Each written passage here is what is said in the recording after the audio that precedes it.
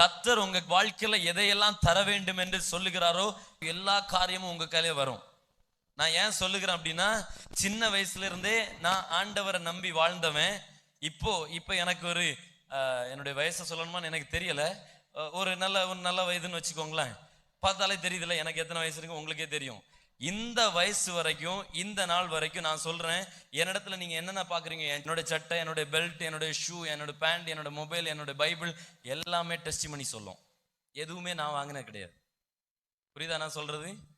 நான் வச்சிருக்கிற பைக்கா இருக்கட்டும், பைபிளா இருக்கட்டும், எது என் கையில பிரசங்கத்துக்கு போறேன், தனி மைக்கும் இருக்கு வீட்டுல, அதை நான் இங்க கொண்டு வரல. எல்லாமே என் தேவன் தந்தது.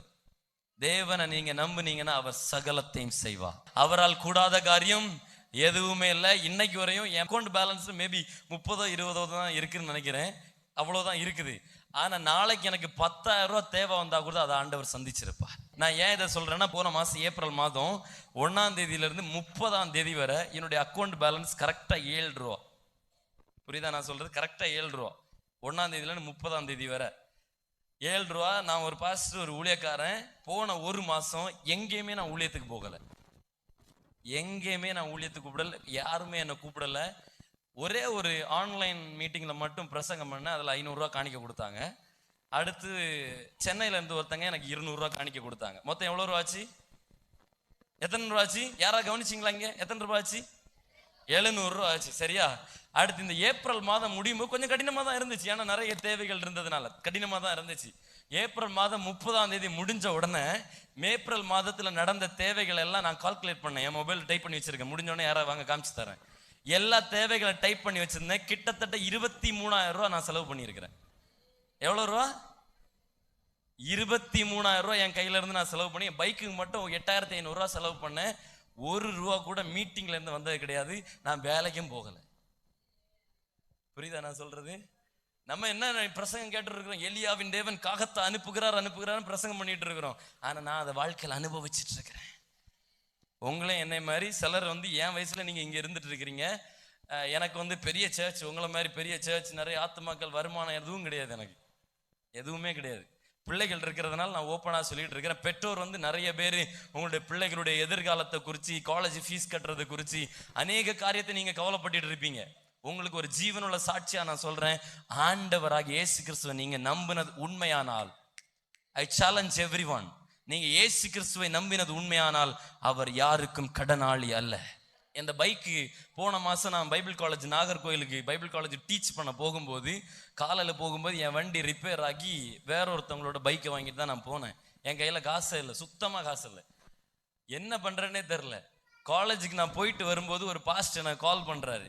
அவர் காலேஜில் இருக்கும்போது கால் பண்ணார். நான் நாகர்கோவில் சென்டரில் டீச் பண்ணிட்டு இருக்கும்போது கால் பண்ணார். நான் எடுக்கலை.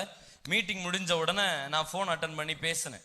அப்போ பேசும்போது நான் சொன்னேன், இப்படி மீட்டிங்கில் இருந்தேன், அதனால தான் ஃபோன், கிளாஸில் இருந்தேன், ஃபோன் எடுக்கலை அப்படின்னு.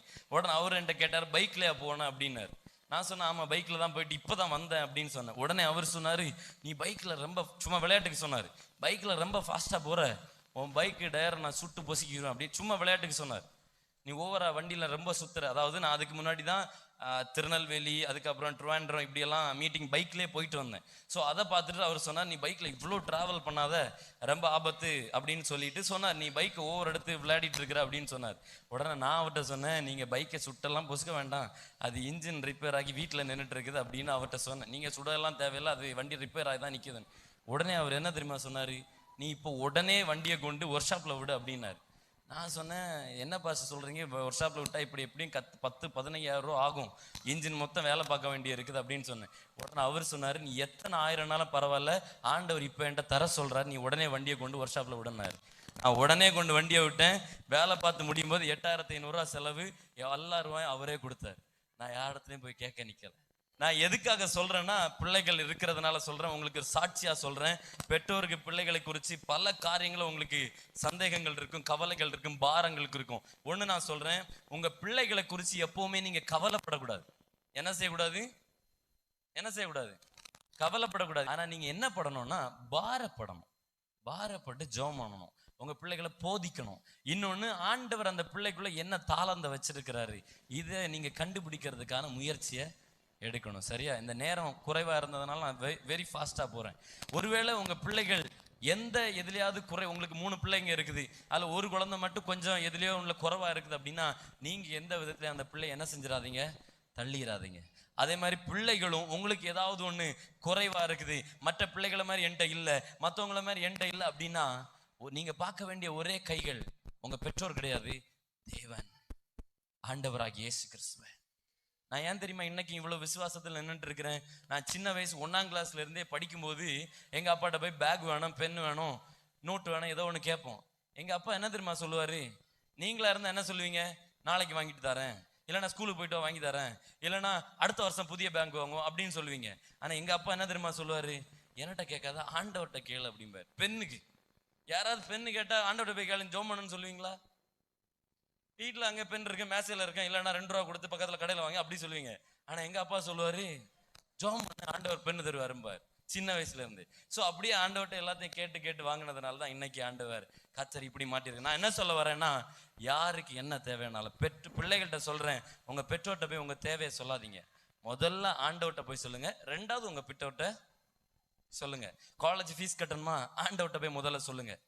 நான் ஏன் இதை இவ்வளோ தைரியமாக சொல்கிறேன்னா, இந்த மாதம் நானும் காலேஜ் ஃபீஸ் கட்டிட்டு தான் வந்து நிற்கிறேன்.